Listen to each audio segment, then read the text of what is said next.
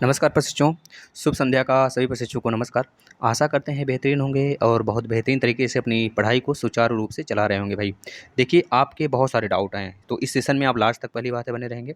हम सारे डाउट को एक-एक करके क्लियर करेंगे सारे प्रशिक्षुओं का, जो आपके सारे डाउट हैं, वह हम यहाँ पे लिखे हुए हैं। देखिए, पहला है कि डीएलएड एग्ज़ाम 25 से होगा कि नहीं होगा? सारे प्रशिक्षुओं का बहुत सारा डाउट है इस पे। होगा कि नहीं होगा? आपको अभी पता चल जाएगा भाई। यूपी वाले रीट दे सकते हैं कि नहीं दे सकते भाई? यूपी वाले क्यों नहीं दे सकते? इस पे भी चर्चा करेंगे, कौन दे सकता है कि नहीं दे सकता। इसके लिए फुल सिलेबस का वीडियो अभी कुछ टाइम पहले 5 बजे या फिर 6 बजे हमने लगाया था, आप देख सकते हैं। प्रत्यावेदन जमा करने वाले प्रशिक्षु का एग्ज़ाम कब से होगा? भाई ये तो बहुत बड़ा एक तरह से बहुत ज़्यादा इस पे एक तरह से बोलो बवाल मचा हुआ है प्रशिक्षुओं का। और सीटेट का नोटिफिकेशन कब आएगा? क्योंकि इस तरह से अगर देखें प्रशिक्षु रीट का नोटिफिकेशन आ चुका है और बच्चों के मन में यह है कि भाई सीटेट का भी नोटिफिकेशन आने वाला है सर, जुलाई में पेपर होगा। ये सारे बच्चों को पता है कि भाई, क्योंकि साल में 2 बार पेपर होता है। तो इस तरह से जुलाई वाला पेपर अगर होगा आपका, तो इसका नोटिफिकेशन अभी तक क्यों नहीं आया? इस विषय पे पूरा चर्चा करेंगे, आप लोग लास्ट तक ज़रूर बने रहिएगा। चलिए, पहले बात कर लेते हैं भाई। देखिए, डीएलएड के एग्ज़ाम जो हैं, वो आपके 25 से होंगे कि नहीं होंगे? अब यह आपको कौन जाके बोल दिया भाई 25 से नहीं होंगे? अगर 25 से नहीं होने होते, तो आप खुद बताइए कि क्या यह जो ऑफ़िशियल नोटिस आया हुआ है, यह सच होता? या फिर इस तरह से नोटिस आती कोई ऑफ़िशियल?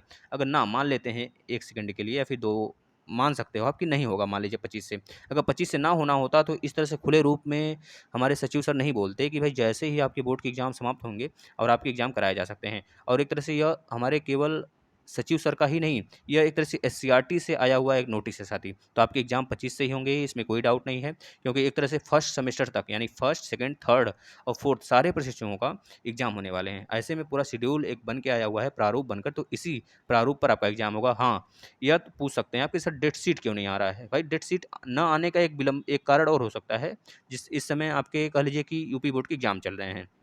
ऐसे में यूपी यूपी के 2 एग्ज़ाम कैंसल हुए इंग्लिश वाला, उसको फिर से कराया गया, क्योंकि एक तरह से यूपी में ही ये सारे सिस्टम चल रहे हैं। तो इस प्रकार से अगर देखा जाए, तो आपके जो कैंसल होने का कारण था, इस पे एक तरह से आप सोच सकते हैं, विचार कर सकते हैं कि हाँ, इस वजह से भी हो सकता है लेट हुआ हो। और लेकिन यह है कि डेट आपका फिक्स है, 16-17 तक वेट करिए, 16 या 17 तक साथी। अगर इस बीच आ जाता है आपके डेट शीट तो ठीक है, नहीं आता है तो एक बार फिर से हम एप्लीकेशन के माध्यम से इनसे संपर्क करेंगे और आपको ज़रूर सूचित करेंगे। लेकिन आप लोग अपनी पढ़ाई को कंटिन्यू रखेंगे। चलिए, अब बात कर लेते हैं भाई, यूपी वाले रीट दे सकते हैं कि नहीं दे सकते? भैया बताओ, यूपी वाले क्यों रीट नहीं दे सकते? हाँ, मान सकते हैं जैसे बी टेट हो गया और प्लस उत्तराखंड का टेट हो गया, तो वह सब अगर वहाँ पे अप्लाई करना होता है, तो आपको एक तरह से वहाँ का निवास प्रमाण पत्र, डोमिसाइल सर्टिफिकेट चाहिए होता है। रीट में ऐसा कुछ नहीं है, आप दे सकते हैं साथ ही। लेकिन एक तरह से अगर देखा जाए, रीट अगर आप देते हैं, तो साथ ही आपको वहाँ पे 5% ही छूट दिया जाता है अदर स्टेट को, है ना? क्योंकि यूपी से पिछड़े राज्य में आता है, काउंट किया जाता है राजस्थान को। तो इस तरह अगर देखा जाए, तो आपका राजस्थान में अगर पूरे 46,000 आपके शिक्षक भर्ती आती हैं, तो इसका आप 5% निकाल सकते हैं यूपी के सारे प्रशिक्षुओं के लिए। तो इस तरह से अगर देखें, तो रीट आप दे सकते हैं और क्वालीफाई कर सकते हैं। इसमें 2 होता है, लेवल 1 और लेवल 2।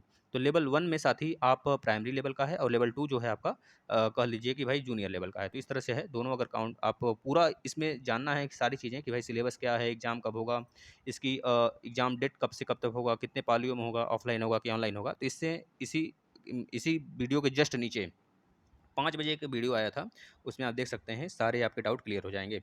चलिए, आगे बात कर लेते हैं साथियों कि आपके प्रत्यावेदन जमा करने वाले जो प्रशिक्षु हैं, उनका एग्ज़ाम कब से होगा? बहुत बड़ा डाउट है भाई। और इसमें प्रशिक्षु बहुत ज़्यादा परेशान हैं, 2017 और 2018 वाले। 2017 और 2018 वाले प्रशिक्षु काफ़ी ज़्यादा परेशान हैं इसको लेकर। तो इसमें हमें जानना चाहिए भाई क्यों नहीं होगा? अगर होगा भी तो बोला जा रहा है एससीईआरटी द्वारा 500 प्रशिक्षुओं का ही होगा। तो ऐसे में प्रशिक्षु क्यों ना परेशान हों? परेशान होने वाली बात ही है भाई, क्योंकि आप नवंबर से वेट कर रहे हैं। नवंबर क्या, उसके पहले से ही आप वेट कर रहे थे, सारे प्रशिक्षु दौड़-धूप कर रहे थे, जमा कर रहे थे प्रत्यावेदन। लेकिन अब अगर यह निकल के आता है कि भाई आपका एग्ज़ाम केवल 8,000 बच्चों में से केवल 500-400 ही प्रशिक्षुओं का होगा, तो ऐसे में भाई डाउट भरा तो होगा ही। ऐसे में प्रशिक्षु सोचेंगे आखिर किसका एग्ज़ाम होगा? यहाँ पे लक वाली बात भी हो सकती है।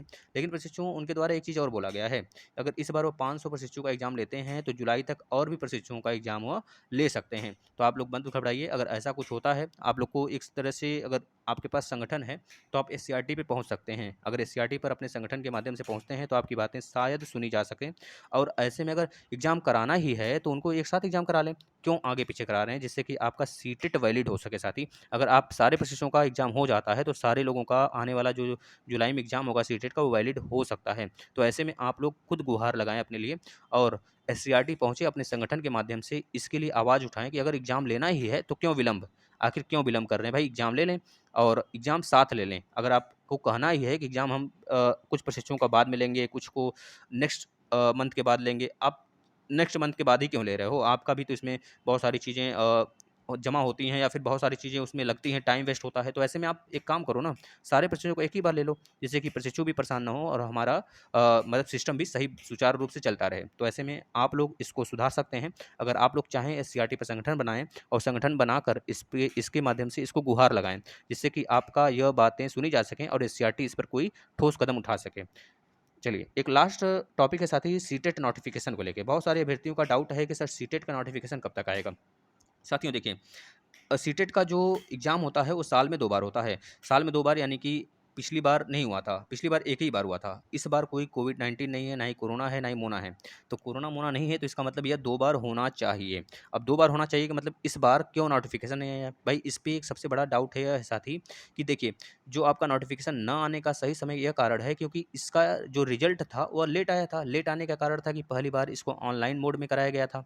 इस वजह से लेट आया था। लेकिन अभी भी पूरा चांस है साथी लास्ट अप्रैल तक यानी 31 अप्रैल तक आपके नोटिफ़िकेशन आ सकते हैं। अगर नोटिफ़िकेशन आ जाता है, तो बहुत सारे ब्राउज़र के माध्यम से पहले ही सूचित कर दिया गया है कि आपके एग्ज़ाम जुलाई में कराए जाएँगे। अगर आपके एग्ज़ाम जुलाई में होते हैं, तो आपके पास मात्र 2 महीने हैं। तो ऐसे में आप यह ना सोचें कि नोटिफ़िकेशन आएगा तब प्रिपरेशन करना स्टार्ट करेंगे। तो आपकी गलतफ़हमी होगी भाई। फिर से आप नेक्स्ट सीटेट का एग्ज़ाम की तैयारी करने लगेंगे। यह सोचकर कि भाई इस बार नहीं हुआ, अगली बार हो जाएगा। अगर इस बीच शिक्षक भर्ती आ जाती है, तो बताओ आप क्या करोगे? तो ऐसे में प्लीज़ आपसे रिक्वेस्ट है कि आप लोग अभी से लग जाएँ और नोटिफ़िकेशन का इंतज़ार ना करें। नोटिफ़िकेशन लास्ट अप्रैल तक आपके सामने होगा, अगर जुलाई में एग्ज़ाम होना होगा तो। अन्यथा कंडीशन में नवंबर में सीटेट आएगा एक और जो कि उसी समय आपके यूपी टेट भी आएँगे। सारे प्रश्नों का जवाब का सवाल मिल गया होगा, आंसर मिल गया होगा। तो ऐसे में सारे प्रश्नों का अगर डाउट क्लियर हुआ हो तो इसको ज़रूर शेयर करें और इस चैनल को सब्सक्राइब कर लें। और एक बात, साथियों अगर आपके डीएलएड के सारे सेमेस्टर के सारे क्लास करने हैं तो आप प्लेलिस्ट में आ सकते हैं। रोज़ सुबह 9 बजे क्लास होता है सीडीपी का, जिसमें कि सीटेट से रिलेटेड सारी चीज़ें पढ़ाई जाती हैं, सीटेट, यूपी टेट, रीट से रिलेटेड।